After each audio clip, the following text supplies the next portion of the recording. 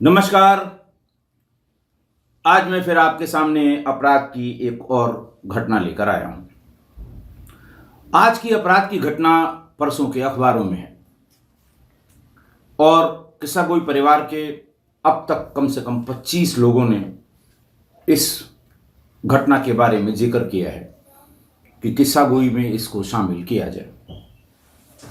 अपने परिवार के लोगों के अनुरोध को मैं सामान्य रूप से दरकिनार नहीं करता हूं, इसलिए आज लखनऊ की इस घटना के बारे में आपको बताऊंगा। मैं शुरू करता हूं उस दिन से जिस दिन से इस घटना के जो कथानक है, इस घटना का जो बैकग्राउंड है वो शुरू हुआ। तारीख थी 12 फरवरी 2022, दिन था शनिवार। पुलिस मुख्यालय यानी हमारी जो सिग्नेचर बिल्डिंग है, यानी पुलिस महानिदेशक कार्यालय, उसके अनुभाग 3 में काम करने वाली एक महिला कांस्टेबल रुचि चौधरी, वो अपने ऑफिस से निकलकर उसका अर्जुनगंज में एक उसने रूम किराए पर ले रखा था, वहां के लिए निकली। रास्ते में उसकी सगी भाभी का फोन आया। भाभी को उसने ये बताया कि मैं कैब पे हूं, पीजीआई के पास पहुंच रही हूं, थोड़ी देर में अपने कमरे पर पहुंच के आपसे बात करूंगी। नेचुरल सी बात है, जब भाभी को उसने ये बताया तो भाभी ने फोन काट दिया और ये कहा कि ठीक है, रूम पर पहुंच के बात करना, कुछ बातें करनी है। कोई 1 घंटा बाद उसकी भाभी ने फिर फोन मिलाया। इस बार जब फोन मिलाया तो फोन स्विच ऑफ आया। समय हो रहा था शाम का कोई 7:30-8 बजे। भाभी के दिमाग में आया कि रूम पे पहुंची होगी, हो सकता है खाना बना रही हो अपने लिए, इसलिए फोन स्विच ऑफ कर दिया हो, डिस्टरबेंस हो रहा होगा। फिर उसने वेट किया और ये अंदाज लगाया कि अब खाना वाना खा के और शायद वो खाली हो गई हो। उसने फिर फोन मिलाया, लेकिन फोन फिर स्विच ऑफ आया। ये मान के कि हो सकता है दिन में ऑफिस के काम से थक गई हो, खाना खाने के बाद लेटी हो, नींद आ गई हो। दोबारा उसने फोन नहीं मिलाया। सुबह करीब 8 बजे जो भी उसको बात करनी थी, कोई जरूरी बात करनी थी, इसलिए बार बार वो तंग कर रही थी। सुबह 8 बजे फिर फोन मिलाया, फोन फिर स्विच ऑफ मिला। फिर उसे ध्यान आया कि आज तो संडे है, उसे ऑफिस जाना नहीं है, हो सकता है देर से उठे। 10:30 बजे के आसपास उसने फिर फोन मिलाया, फिर फोन स्विच ऑफ मिला। अब उसके दिमाग में तरह तरह की बातें चलने लगी कि ऐसा कभी हुआ नहीं है कि शाम को 9 बजे से और सुबह 10 बजे तक फोन स्विच ऑफ हो। उसने रुचि की एक वर्क प्लेस पे काम करने वाली एक महिला कांस्टेबल, जो अक्सर रुचि उससे बात कराया करती थी और उसका नंबर भाभी के पास था, उसको फोन मिलाया। उसने ये बताया कि भाभी जी, आज संडे जरूर है, लेकिन इलेक्शन की वजह से कल भी ऑफिस खुला था और आज भी ऑफिस खुला हुआ है। मैं ऑफिस में ही हूं और रुचि को भी 10 बजे ऑफिस आना था। वो यही कह के गई थी कि मैं जा रही हूं, 10 बजे तक मैं जरूर आ जाऊंगी, लेकिन वो अभी तक नहीं आई। आप परेशान मत हो सकता है फोन में या नेटवर्क में कोई गड़बड़ी हो गई हो, मैं पता करके आपको बताऊंगी। इस बीच में काम धाम की उलझन में उसने दिन में 2 बार फोन मिलाया, लेकिन फोन वही स्विच ऑफ। शाम होते होते उसको भी थोड़ा अजीब सा लगा, चूंकि वो बहुत दिनों से उसी के साथ काम करती थी। तैनाती तो रुचि की जनपद बाराबंकी में थी, लेकिन वो डीजी ऑफिस में अटैच कर ली जाती है। तमाम शहरों से, तमाम अलग अलग जिलों से लोग, डीजी ऑफिस का अपना जो स्टाफ है वो बहुत कम है। जैसी आवश्यकता पड़ती है, जैसे इलेक्शन के समय में बहुत ढेर सारा स्टाफ अलग अलग जिलों से आ जाता है, और खासकर पास के जिलों से, बाराबंकी है, हरदोई है, रायबरेली है, सीतापुर है, वहाँ से ज़्यादा स्टाफ अटैच किया जाता है। उसने सोचा ठीक है, शाम को वो निकलने लगी जब घर के लिए, तो अर्जुनगंज के उसके रूम पर भी चली गई। वहां जाकर देखा तो बाहर से ताला बंद। उसने उनके मकान मालिक से संपर्क किया, क्योंकि वो आती जाती रहती थी, उसे आइडिया था। मकान मालिक से पूछा तो उसने कहा ये कल सुबह ऑफिस के लिए निकली थी, लगभग इतने बजे निकली थी, ये कल शाम को नहीं आई, रात भर ताला बंद था, सुबह से ताला बंद है। तो उसने कहा कि आप लोगों ने किसी को बताया? बोले नहीं, कभी कभी ये होता है कि जब 2 दिन की छुट्टी होती है तो ये बिजनौर अपने घर चली जाती है। हम लोगों को लगा कि हो सकता है जल्दबाजी में इस बार उसने बताया ना हो और अपने घर चली गई हो। लेकिन महिला कांस्टेबल का माथा ठनका। उसने वहां से अपने रूम पर आकर भाभी को फोन किया कि वो तो कल से अपने रूम पर भी नहीं गई है, मेरी फला फला से बात हुई है। उन लोगों का ये मानना है कि कहीं बिजनौर न चली गई हो। भाभी ने कहा यहां भी नहीं आई है, लेकिन ऐसा कभी नहीं होता कि वो वहां से चले और बताए ना। जब भी आएगी कि हाँ मैं आ रही हूं, इतने दिन रहूंगी या इतने घंटे रहूंगी, वापस मुझे ड्यूटी पर जाना है। इस बार उसका फोन ही नहीं आया और इसी सिलसिले में मैंने उससे फोन से बात करने की कोशिश भी की थी। रात में बैठे बैठे उसने रुचि की फोटो उसके पास थी, फोटो लगाकर एक अपनी आईडी से, और तमाम जो जानने वाले हैं, तमाम पुलिस वाले बहुत ढेर सारे ग्रुप्स में, पुलिस के ग्रुप्स में रहते हैं अपडेट्स के लिए कि कहाँ क्या हो रहा है, उनको भी पता लगे। तो उसने अपने ग्रुप्स में और अपनी आईडी के अपने फेसबुक पेज पर उसने एक फोटो रुचि की लगा के और नीचे लिखा कि ये रुचि चौधरी है, मेरे साथ फला फला में काम करती है, और ये कल शाम को ऑफिस से घर के लिए निकली थी, लेकिन घर नहीं पहुंची है, घर में ताला बंद है, घर वाले परेशान हैं। अगर किसी को इसके बारे में कुछ पता है तो वो जरूर इस नंबर पर, उसने उसकी भाभी का नंबर और एक आध और नंबर उसने दिया, इस नंबर पर बताएं। महिला कांस्टेबल की फोटो देखकर और फिर वो बहुत जल्दी ये न्यूज वायरल हो गई, सारे सोशल मीडिया पे तैरने लगी कि एक महिला कांस्टेबल गायब हो गई है और उसकी सूचना एक दूसरी महिला कांस्टेबल दे रही है। जैसे ही ये सोशल मीडिया पे खबर वायरल हुई, पुलिस अधिकारियों को बहुत खराब लगा, सीनियर पुलिस अफसर्स को। डीजी ऑफिस में बैठती थी वो। उनका कहना था कि ये अनुशासित बल में है, जो बात पुलिस के माध्यम से यानी डिस्ट्रिक्ट कंट्रोल रूम, थाने के या अधिकारियों के माध्यम से सर्कुलेट होनी चाहिए, ये अपनी तरफ से कैसे सर्कुलेट कर रही है।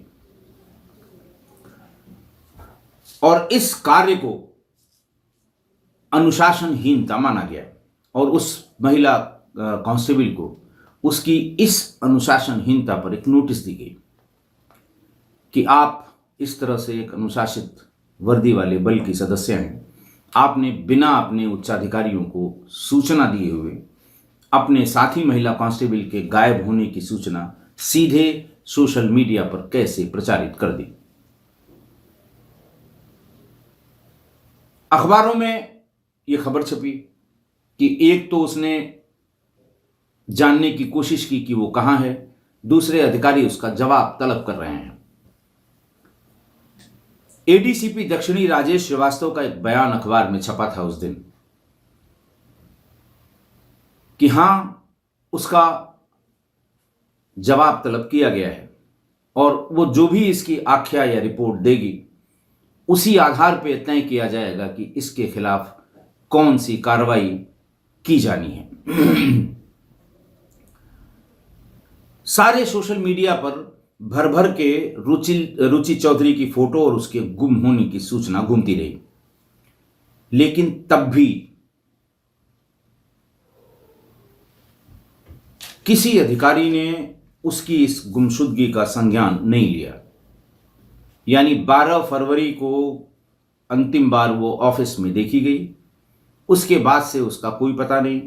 13 की शाम को उसकी साथी महिला कांस्टेबल ने सोशल मीडिया पर ये सूचना भेजी। 14 को उसको नोटिस मिल गई।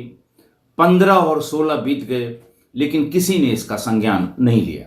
हो सकता है इलेक्शन में व्यस्तता की वजह से किसी ने संज्ञान न लिया हो, लेकिन महिला कांस्टेबल थी, ऑफिस में काम करती थी, अगर वो नहीं मिल रही है तो इसका संज्ञान जरूर लेना चाहिए था।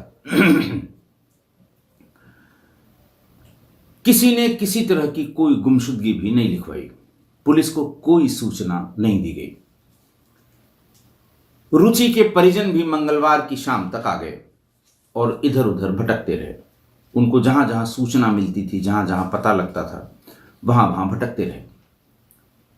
शनिवार की बात बृहस्पतिवार आ गई। बृहस्पतिवार यानी 17 फरवरी की सुबह डायल 112 पे, कंट्रोल रूम पे किसी व्यक्ति ने सूचना दी कि कल्ली माती के नाले में एक शव उतरा रहा है। कल्ली माती जो है, ये कल्ली एक मोहल्ला है जो पीजीआई के ठीक सामने वाले इलाके में 4-5 किलोमीटर में बसा हुआ एक मोहल्ला है।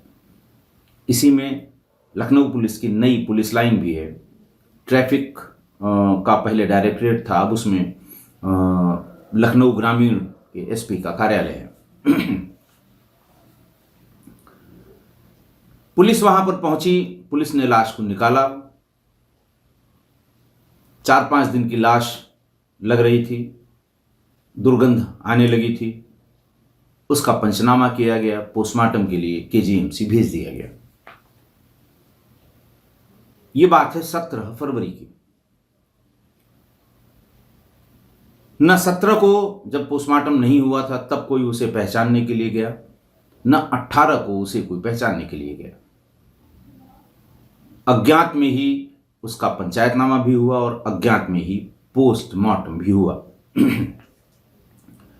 19 फरवरी दिन शनिवार यानी गायब होने के ठीक एक सप्ताह बाद थाने थाने भटकते हुए रुचि के परिजनों को उनके इलाके का एक सिपाही मिल गया। उस सिपाही ने बताया कि मैंने वायरलेस पर एक सूचना सुनी है कि कल्ली माती नाले में कोई महिला का शव मिला है। बस इतनी ही बात मैं जानता हूं। और यह भी सुना है कि पीजीआई की पुलिस वहां पहुंच गई थी। पीजीआई थाना है, वहां पहुंच गई थी और शव को पोस्टमार्टम के लिए मॉर्चरी भेजा होगा। आप लोग एक बार मॉर्चरी जाकर देख लीजिए, वो ये भी शंका का निवारण हो जाए कि कहीं ये उसकी लाश तो नहीं थी। वायरलेस पे सुनी हुई सूचना जब उसने उनके परिजनों को बताई तो वो परिजन मॉर्चरी पहुंचे और उस लाश को देखते ही रोना पीटना मच गया। मैंने आपको बहुत बार बताया है कि चूंकि वहां पूरे जिले की एक्सीडेंट की, मर्डर की या किसी क्राइम की लाशें वहीं इकट्ठा होती हैं, एक एक दिन में 15-15-20 लाशें होती हैं। परिजन उनके पोस्टमार्टम होने का इंतजार करते हैं। पोस्टमार्टम सुबह ओपीडी खत्म होने के बाद 1 बजे के आसपास शुरू होता है। फिर उनका जिस क्रम से आई होती हैं बॉडीज, उस क्रम से पोस्टमार्टम कराया जाता है।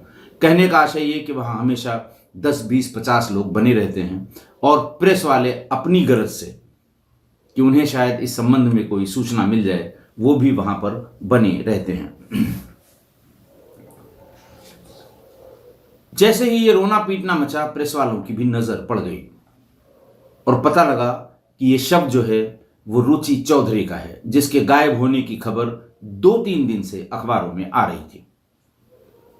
जंगल में आग की तरह ये बात फैल गई, सारे सोशल मीडिया में भर गई कि वो लाश जो कल्ली माती नाले में मिली थी पीजीआई थाना क्षेत्र में, वो रुचि चौधरी की थी। डीजी ऑफिस को भी पता लगा, लोगों को पता लगा। आनंद फानंद में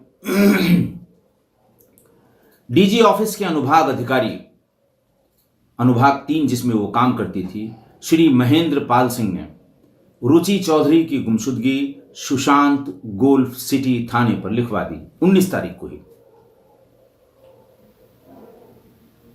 कि इस तरह से वो गुमशुदा है। जब उसकी बॉडी मिल गई थी उसके बाद की ये बात है।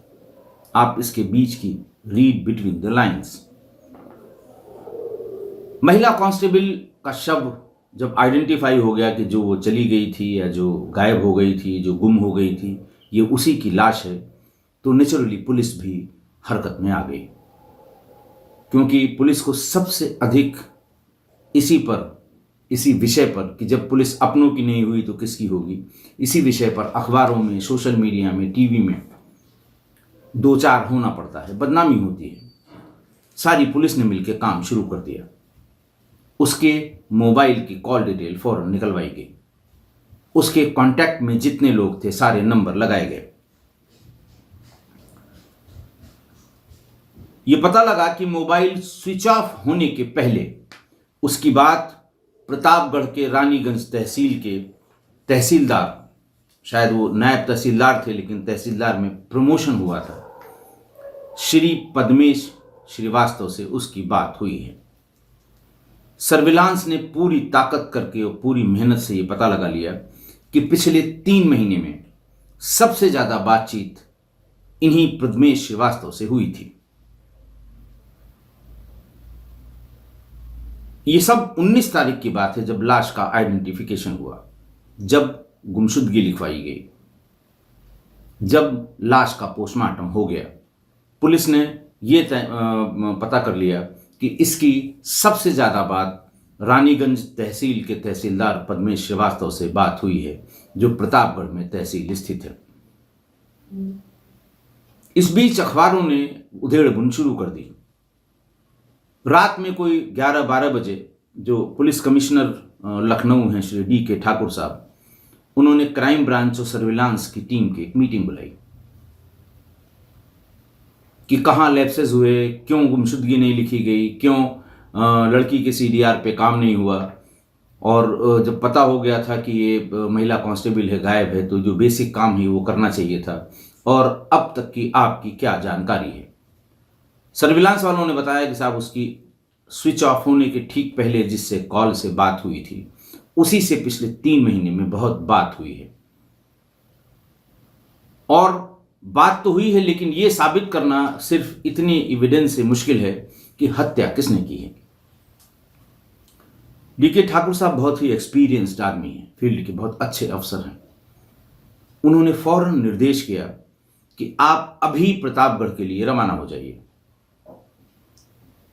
तो जैसे टीम में होता है कि सर वो ये चीज और देख लें, वो उन्हें कुछ नहीं, आप सीधे यहां से रवाना हो जाइए। सुबह का अखबार जब आएगा, इसके आइडेंटिफिकेशन होने की खबर छपेगी कि ये लाश, यानी वो गुमशुदा महिला कांस्टेबल की लाश मिल गई है, और ये बात भी हर हाल में लीक हो जाएगी कि अंतिम बार इसकी तहसीलदार रानीगंज से बात हुई है। और ये बिल्कुल सही है, जिस चीज को जितना छिपाया जाता है वो उतनी जल्दी ही पुलिस में उजागर हो जाती है और वो अगले दिन अखबारों में आ जाती है। कमिश्नर साहब ने ये स्पष्ट निर्देश दिए कि कल का अखबार सुबह 5 बजे आने से पहले, इसके पहले कि पद्मेश श्रीवास्तव उस अखबार को लेके उसमें दिमाग लगाएं, उन्हें यहां पर ले आइए पूछताछ करने के लिए। हो सकता है उसकी जानकारी में हो, अगर वो इतनी बातचीत कर रहा है तो जरूर उसकी कुछ न कुछ जानकारी में होगा। पुलिस कमिश्नर साहब के इस आदेश पर तत्काल एक टीम प्रतापगढ़ के लिए रवाना हो गई 12 बजे के आसपास। बाद में उनका जो कमिश्नर पुलिस लखनऊ का जो हंच था कि सुबह अखबार मिलते ही सब सतर्क हो जाएंगे, हो सकता है भाग जाए, ये सही था। सुबह 4 बजे तक टीम प्रतापगढ़ पहुंच गई।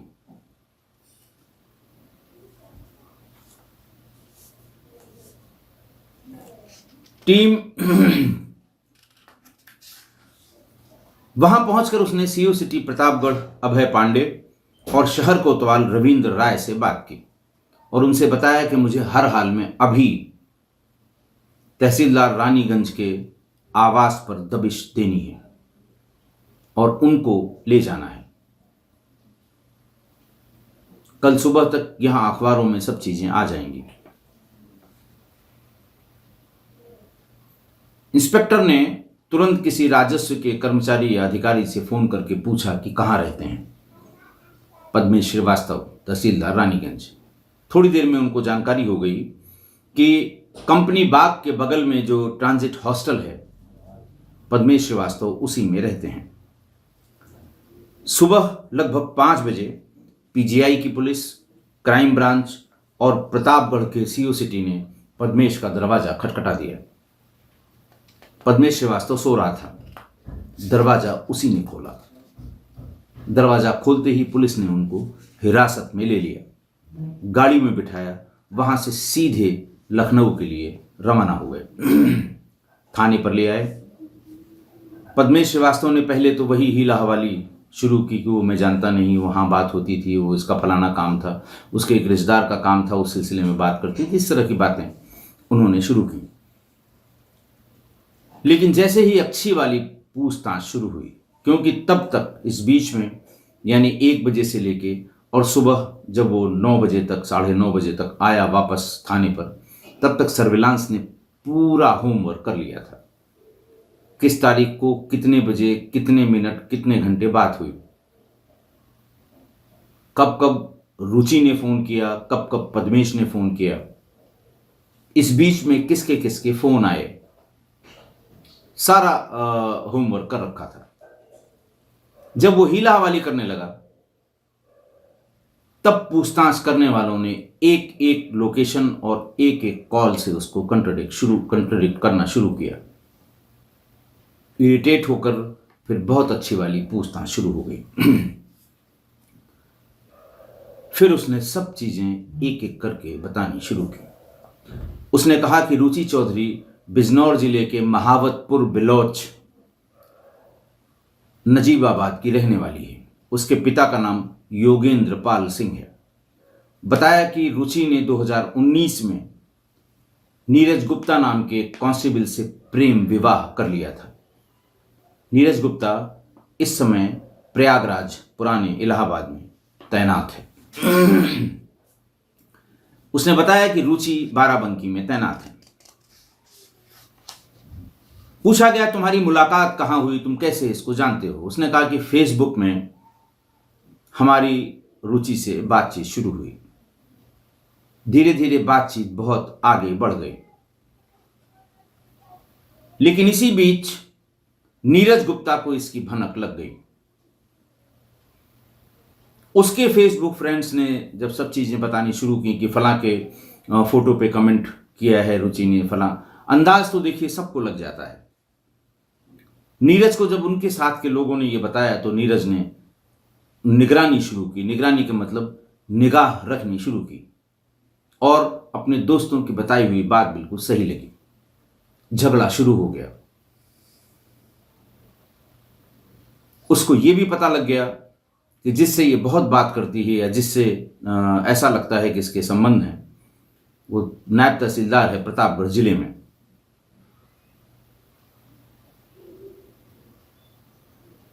रुचि ने यह पूरी बात पद्मेश को बताई कि मेरे हस्बैंड नीरज गुप्ता को ये सारी बातें पता लग गई हैं।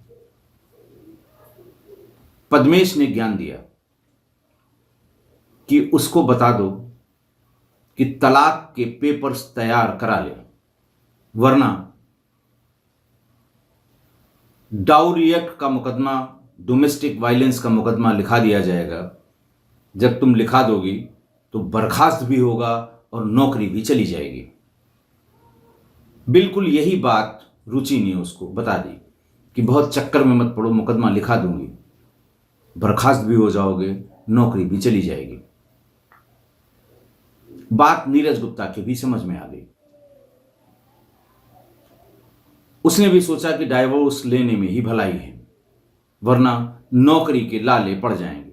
ऐसे बहुत ढेर सारे केसेस हुए हैं जिनमें महिला कांस्टेबल ने कई वजहों से अपने पति, नौकरी करने वाले पति के खिलाफ मुकदमा लिखाया और वो जेल गए, नौकरी से हाथ धोना पड़ा। इसी तरह की कुछ एग्जाम्पल्स बताकर जैसे ही बताया, उसने अपने हाथ खींच लिए और वकील से बात करके डाइवोर्स के पेपर तैयार करा लिए। जब नीरज गुप्ता से पीछा छूट गया रुचि का,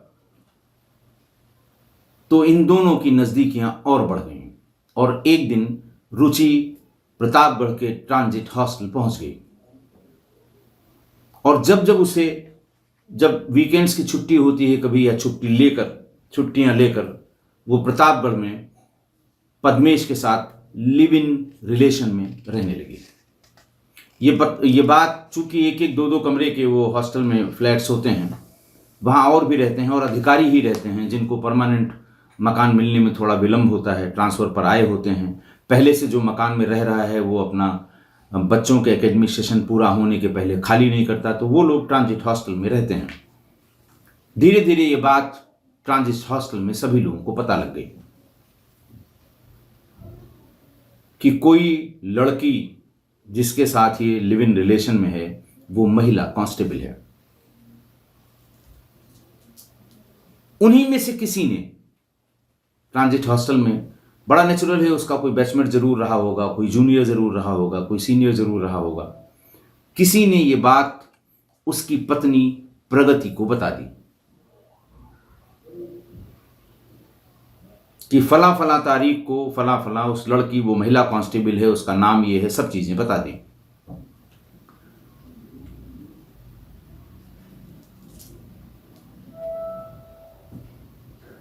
प्रगति ने अपने पति को धमकाया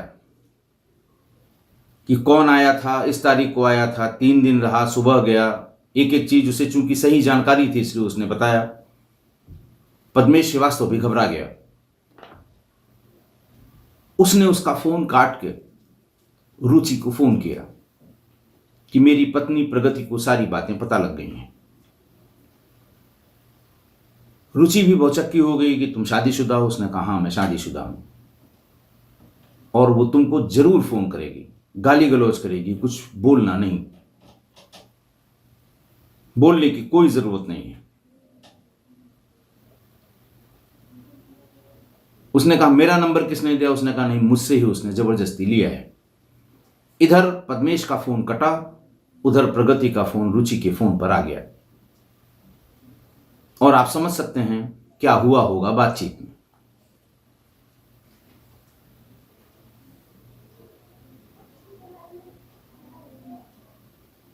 काफी गाली गलौज के बाद इसने भी बात पूरी बताई कि तुम मुझ पे ही दोष क्यों देती हो, अपने पति से भी पूछ लो एक बार कि हुआ क्या है,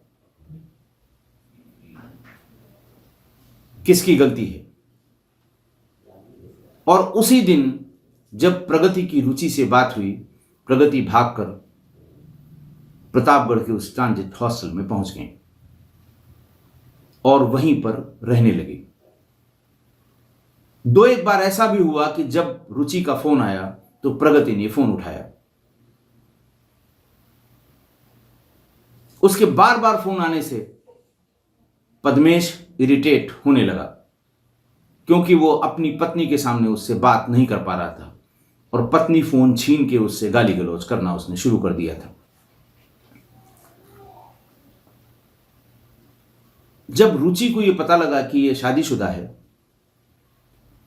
और यह भी पता लगा कि इसने अपनी पत्नी को सब बातें बता दी हैं, और यह उसकी जानकारी में था कि इसने हमारा डाइवोर्स नीरज से करा दिया है, तो उसने शादी करने का दबाव बनाना शुरू किया कि तुमने मेरा डाइवोर्स कराया है, अब तुम अपनी पत्नी को डाइवोर्स दो और शादी करो। अब मैं वेट नहीं कर सकती, 3 साल हो गए हैं।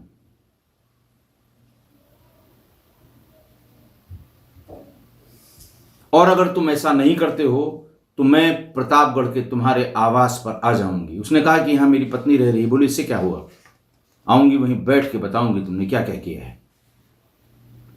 पद्मेश उस दिन सोच लिया उसने कि अब बात बहुत आगे निकल गई है, अब जब तक इसको रास्ते से हटा नहीं लिया जाता ये हमारे लिए परेशानी का कारण बनेगी, और हमारे लिए भी नौकरी करना दूभर हो जाएगा। ये आएगी, क्योंकि वो भी रुचि के बारे में सब जानता था, कि आएगी, हंगामा करेगी, मुकदमा लिखाएगी, दुनिया भर का तमाशा होगा। उसने रुचि से 12 फरवरी को शाम को आने के लिए कहा। अब उन लोगों की बातचीत तब होती थी जब ये तहसीलदार साहब या तो फील्ड में हुआ करते थे या ऑफिस में हुआ करते थे। जब उसने बहुत घेरना शुरू किया, शादी की डेट बताने के लिए कहा, तो उसने कहा ठीक है 12 तारीख को हम आ रहे हैं, हम तुमको बताएंगे, हम लोग बैठ के शादी की तिथि तय कर देंगे। डाइवोर्स की एप्लीकेशन हमने तैयार कर ली, इधर डाइवोर्स और उधर हम डेट बता देंगे, हम लोग शादी कर लेंगे। रुचि ने कहा ठीक है, लखनऊ पहुंचते ही हमको फोन करना, जहां कहोगे वहां हम बैठ के बात करेंगे। शाम को पद्मेश ने अपने मित्र नामवर सिंह की गाड़ी मंगाई और नामवर सिंह गाड़ी लेकर आए, वही गाड़ी चला रहे थे और उनसे कहा कि लखनऊ चलना है। पत्नी ने फौरन कहा कि रात में कौन सी मीटिंग है।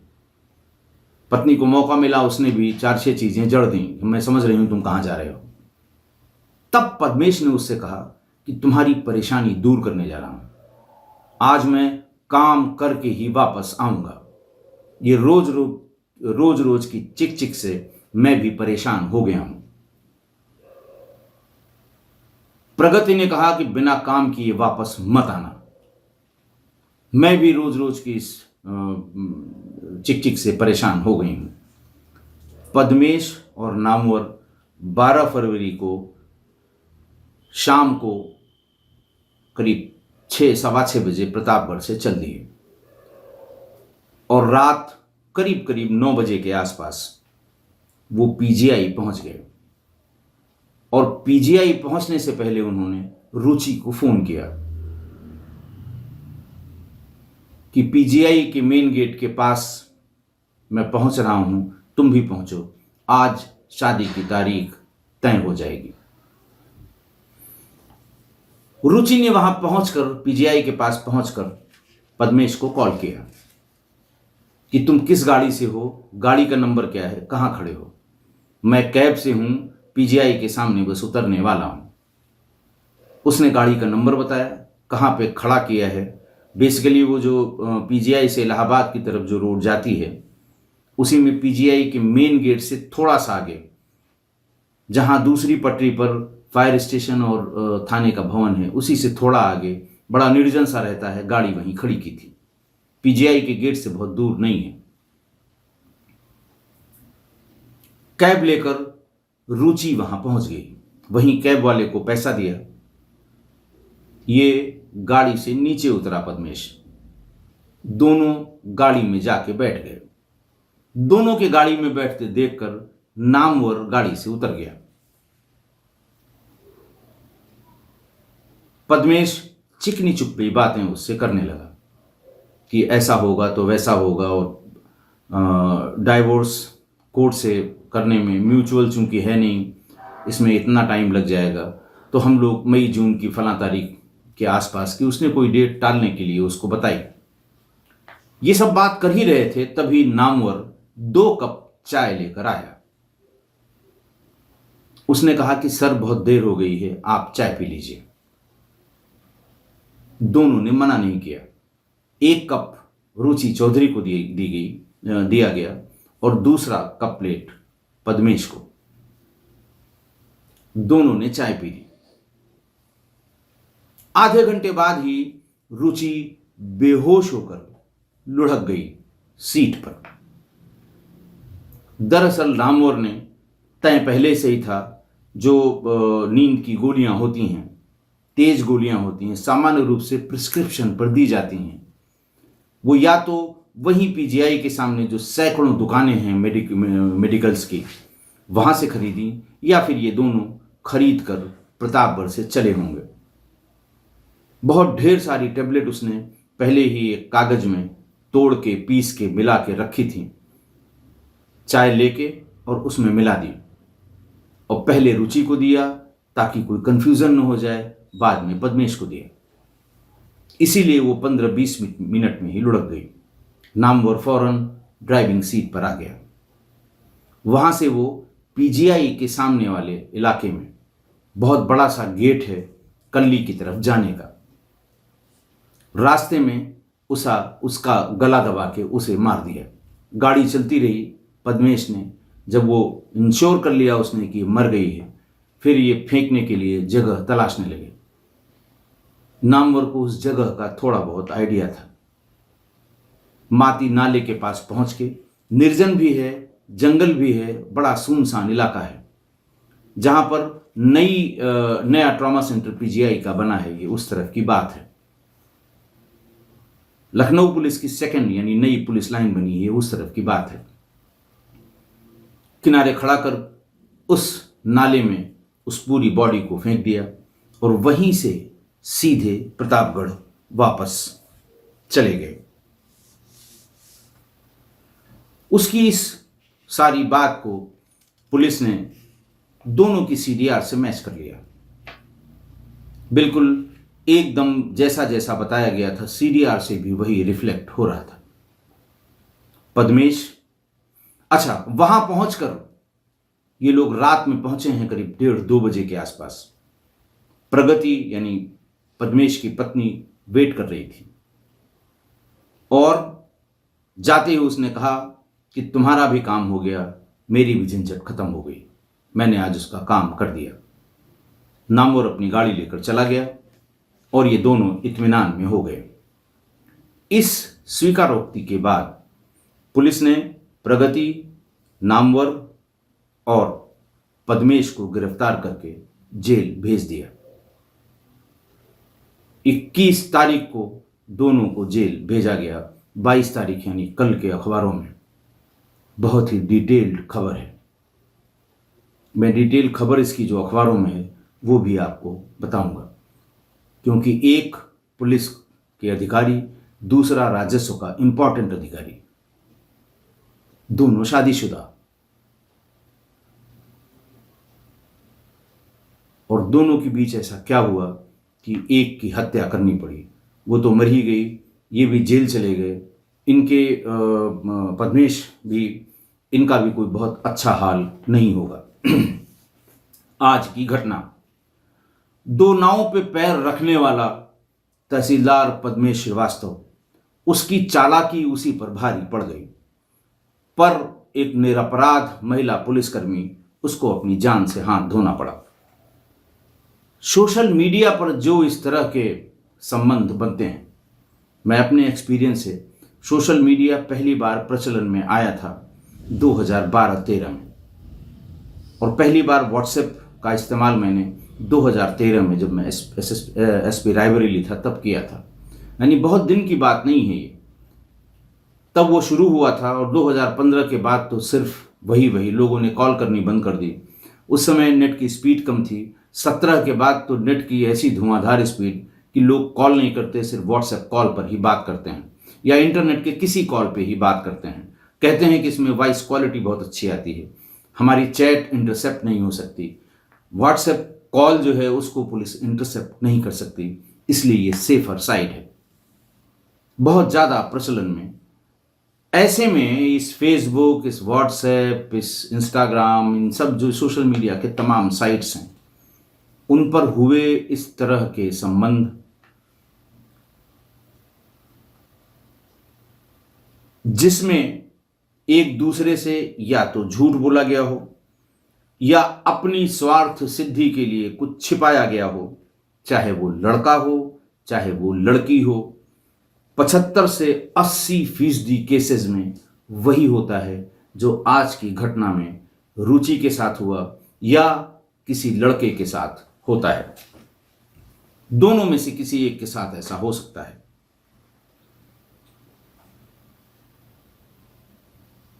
बड़े रास्तों और राजमार्गों पे जो बड़े बड़े साइन बोर्ड्स लिखे होते हैं, उस पे लिखा रहता है सावधानी हटी, दुर्घटना घटी। ये सिर्फ सड़क पर चलने वाली गाड़ियों के लिए नहीं है, ये जिंदगी की गाड़ी के लिए भी उतना ही सही है जितना सड़कों पे चलने वाली गाड़ियों के लिए है। जब भी किसी दो संबंध में झूठ, स्वार्थ, एक दूसरे के बारे में गलत सोचना, समझना, छिपाना, तथ्यों को छिपाना, शादीशुदा अपने को कुंवारा बता दे, चाहे वो लड़का हो चाहे लड़की हो, जहां अगर आप दोनों तरफ से दोनों लोग फेयर हैं अगर, तो कभी उन पर कोई उंगली नहीं उठी, कभी कोई टिप्पणी नहीं की गई। लेकिन जब जब इस तरह की बातें हुई हैं, घटना का अंजाम यही हुआ है और ऐसा 75% केसेस में हुआ है। आप भी किसी से बात करके देखें, तमाम लोग अपनी अपनी आप बीती फेसबुक पर और सब जगह बताते हैं।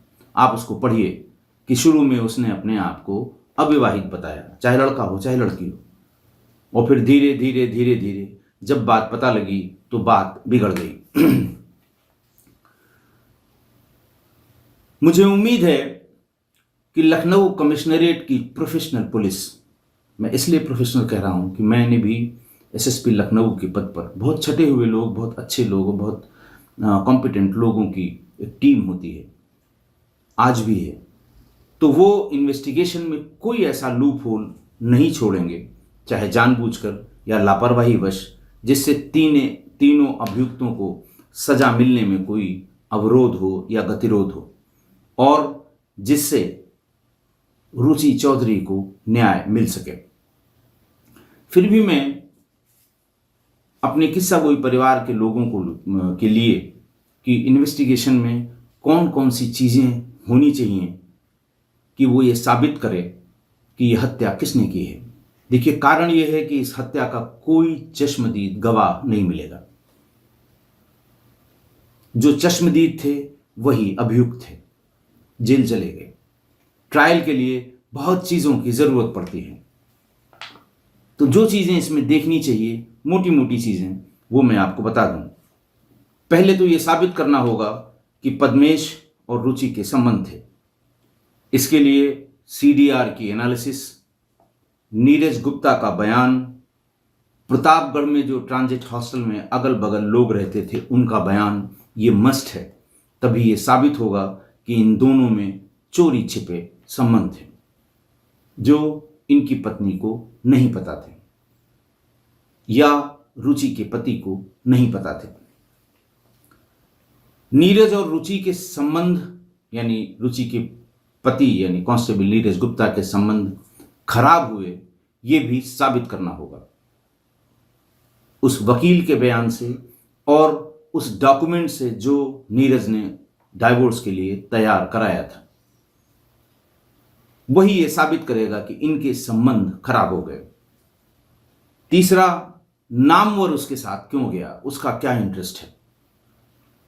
ये बताया जा रहा है कि नामवर के किसी बड़ी जमीन का एक मुकदमा पद्मेश श्रीवास्तव की अदालत में था, जिसका डिसीजन पद्मेश ने नहीं किया था। ये बार बार चक्कर लगा रहा था। उस दबाव में उसने नामवर को चलने के लिए कहा और नामवर भी तुरंत राजी हो गया। लेकिन बात सिर्फ इतनी ही नहीं होगी।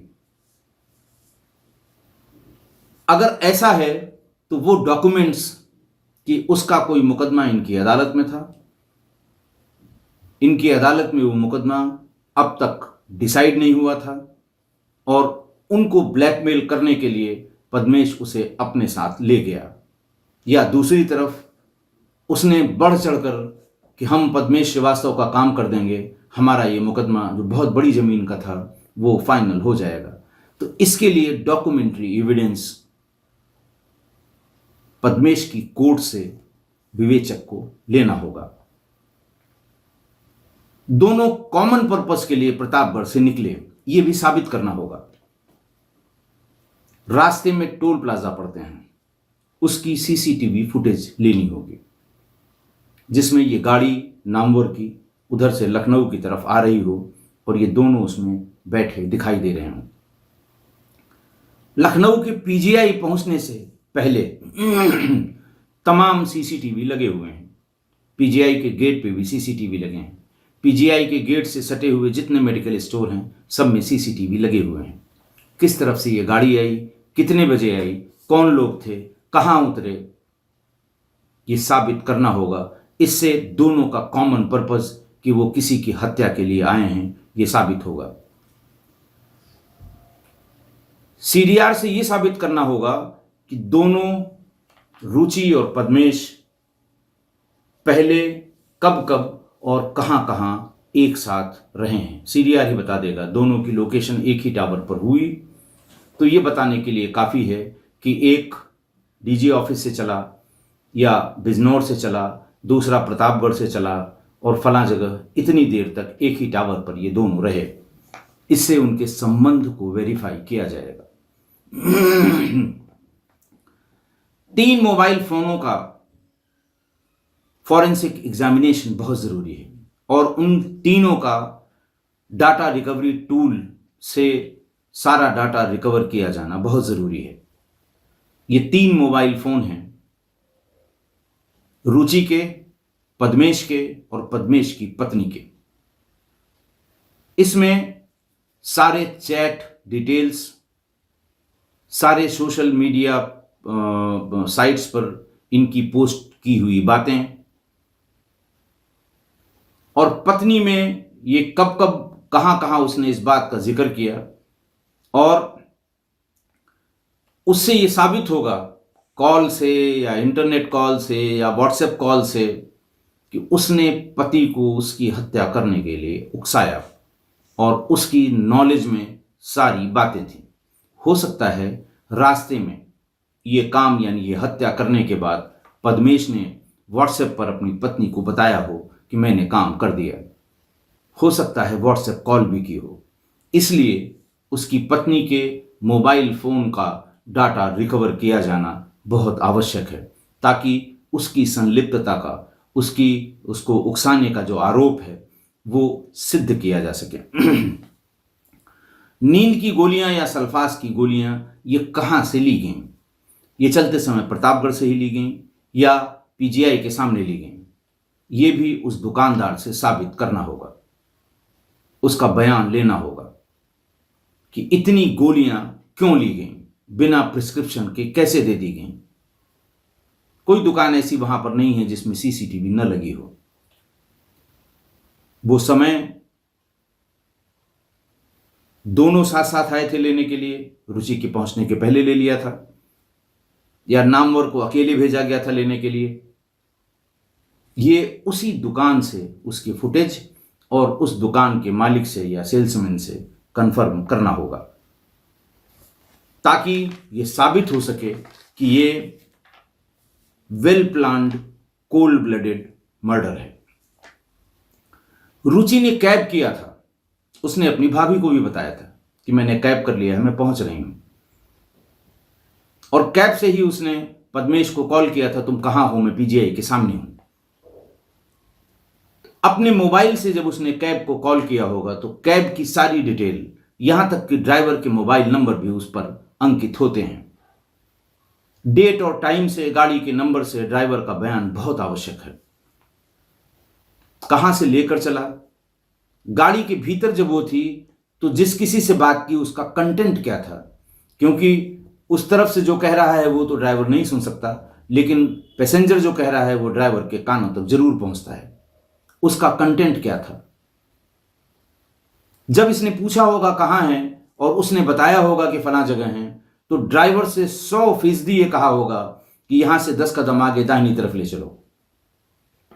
वहां उतरी होगी, पैसा दिया होगा या पे कर दिया होगा पेटीएम से या गूगल पे से या भीम ऐप से। तो जब उतरी होगी ये, तो उस समय उसको रिसीव करने कौन आया या कोई नहीं आया, वो किस तरफ गई, वहां पर कौन सी गाड़ी खड़ी थी।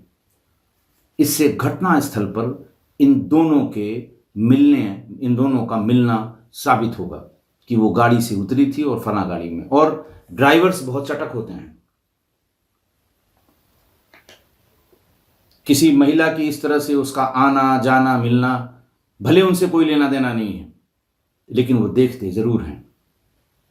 कभी आप भी बैठकर देखिएगा कैब पर, पूरा ध्यान रखते हैं, कपड़ों तक के बारे में बता देंगे कौन कौन सा कपड़ा पहने थे, लड़के के लिए या लड़की के लिए। गाड़ी में बैठ के जिस तरह की बातें करते हैं, वो एक कान उनका पैसेंजर की तरफ ही लगा होता है। सामने बैक मिरर में हल्का हल्का वो देखते भी रहते हैं कि उनका पैसेंजर क्या कर रहा है। इसलिए कैब के उस ड्राइवर का बयान बहुत जरूरी है। पद्मेश की गाड़ी जब उसकी बेहोश होने के बाद उसको लेकर कल्ली की तरफ पीजीआई के सामने वाले मेन गेट से गई, तो वहां के सीसीटीवी में भी इसकी फुटेज आई होगी।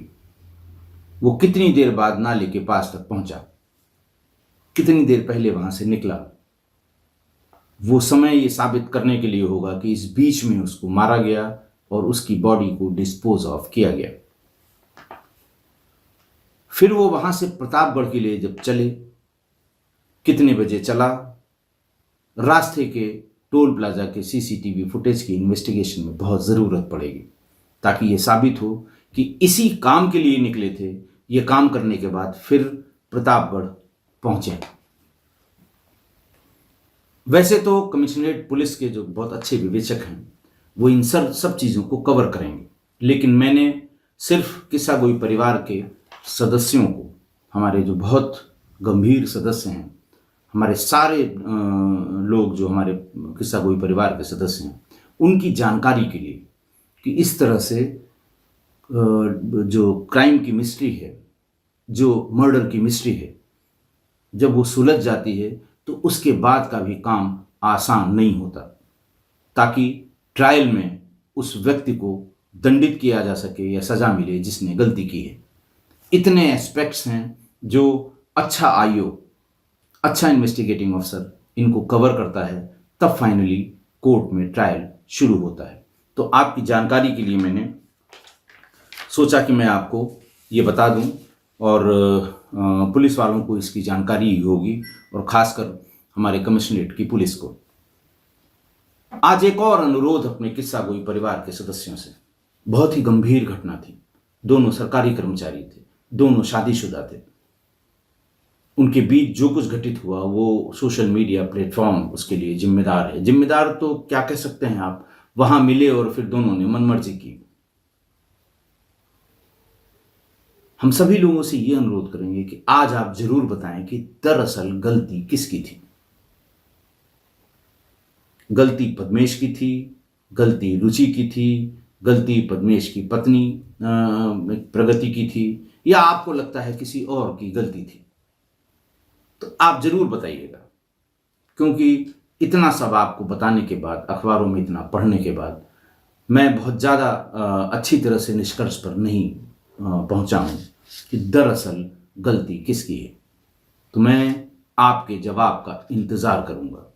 आज के लिए बस इतना ही। बहुत बहुत धन्यवाद।